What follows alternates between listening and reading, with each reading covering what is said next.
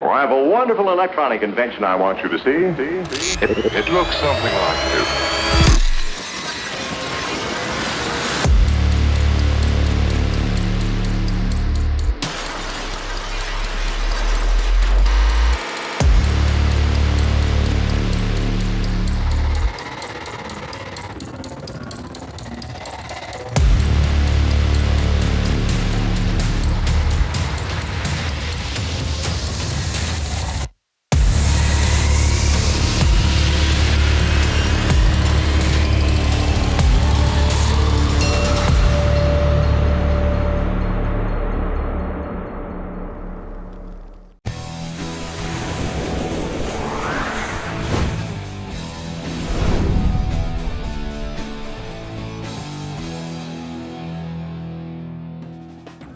So, the first look at the new SJCAM Ion series.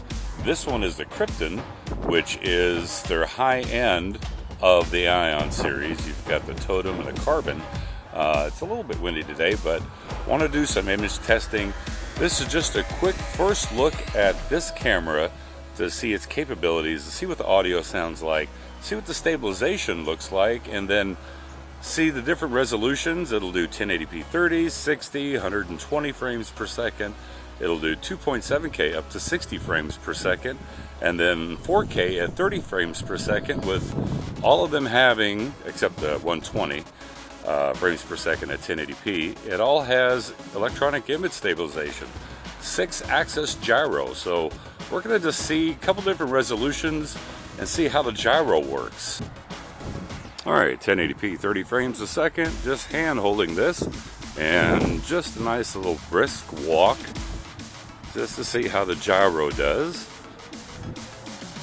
And this camera is supposed to boast their new super smooth stabilization. See how smooth that looks. Look at the trees. It's a little overcast today, but you can see some peaks of open sky. Now shooting at 1080p 60 frames per second.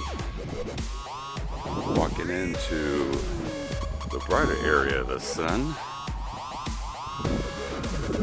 Just hand holding this.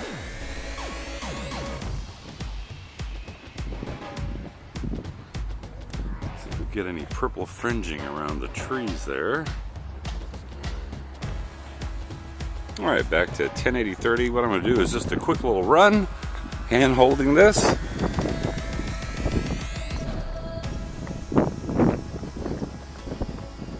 And we'll see how the gyro did.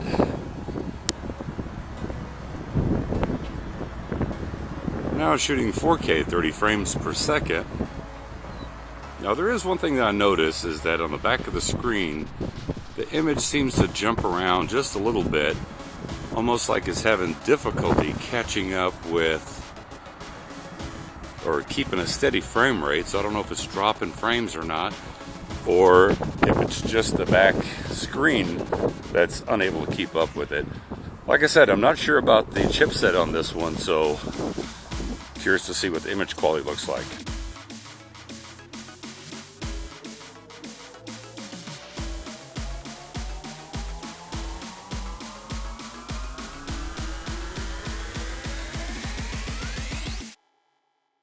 Okay, so what I'm going to do now is I am going to shoot at different resolutions, and in the bottom of the screen here I'm going to put what the bitrate recording is. Now the camera has an option for low, medium, and high bitrate.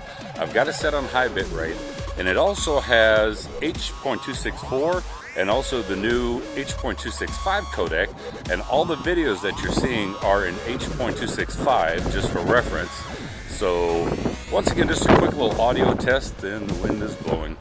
1, 2, 3, 4, 5, 1, 2, 3, 4, 5.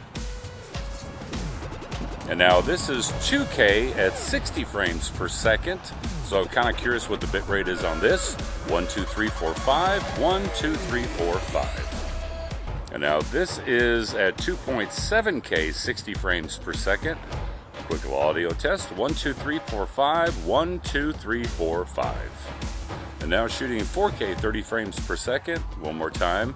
Check the bitrate and an audio test. 1, 2, 3, 4, 5. 1, 2, 3, 4, 5.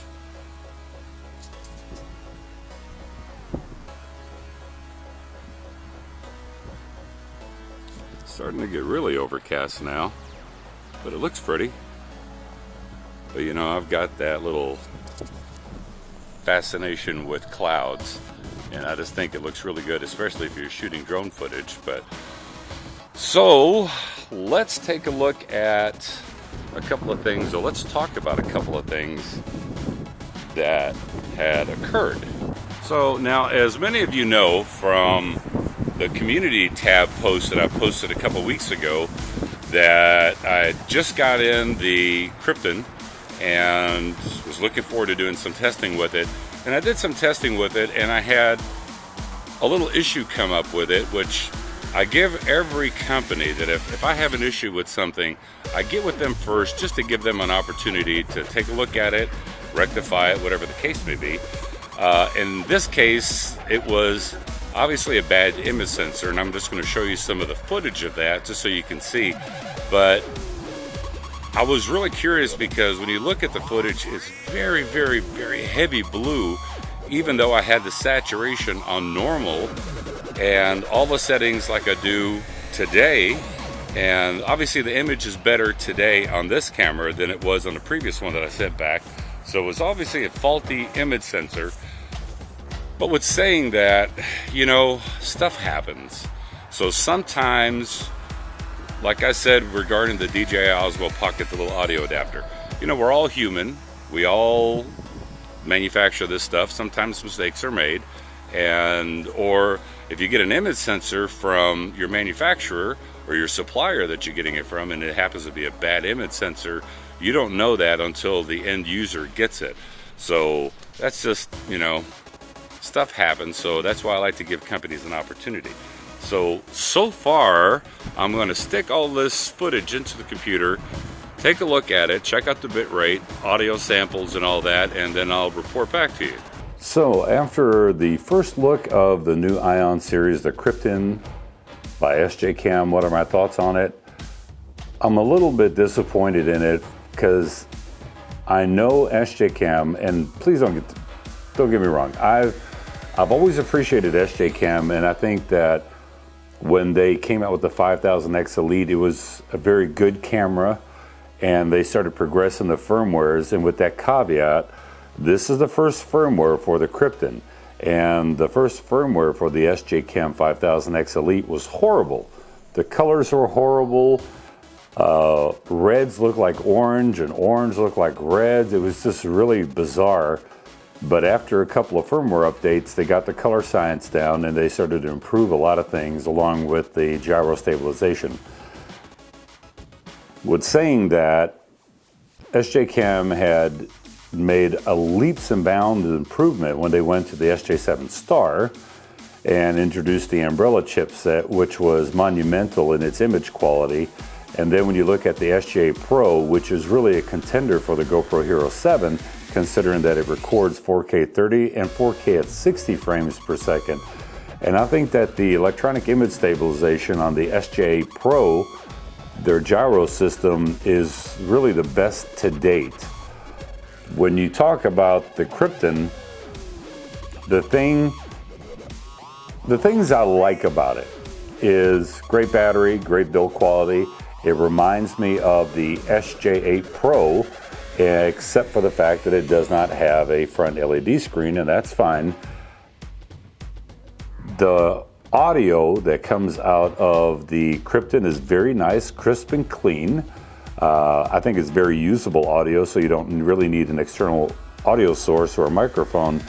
The image quality is subpar, and earlier I'd said that I believe it was a Hisilicon based new chipset, but looking at the image, it reminds me of the Allwinner chipset and some of the cameras that I had reviewed back in 2017 and even early 2018. And the Allwinner chip, it has a very distinct look in its image quality. So it could be that, it could be the image sensor itself that they're using, because I don't believe that this is a Sony image sensor. It looks more like a Panasonic. And that's not to say that Panasonic's bad, but I think when you tie all the things together, chipset, the firmware, the image sensor, the lens for the camera, those all have to work in combination.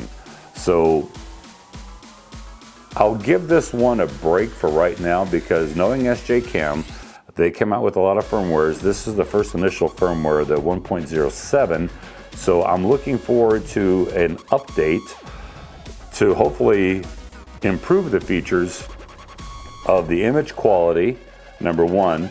The color science needs a little bit of work, because if you saw in the beginning footage, my cheeks looked like I had lipstick kind of just smeared on them, and then a couple scenes my lips looked like I had lipstick on them, which is strictly color science firmware.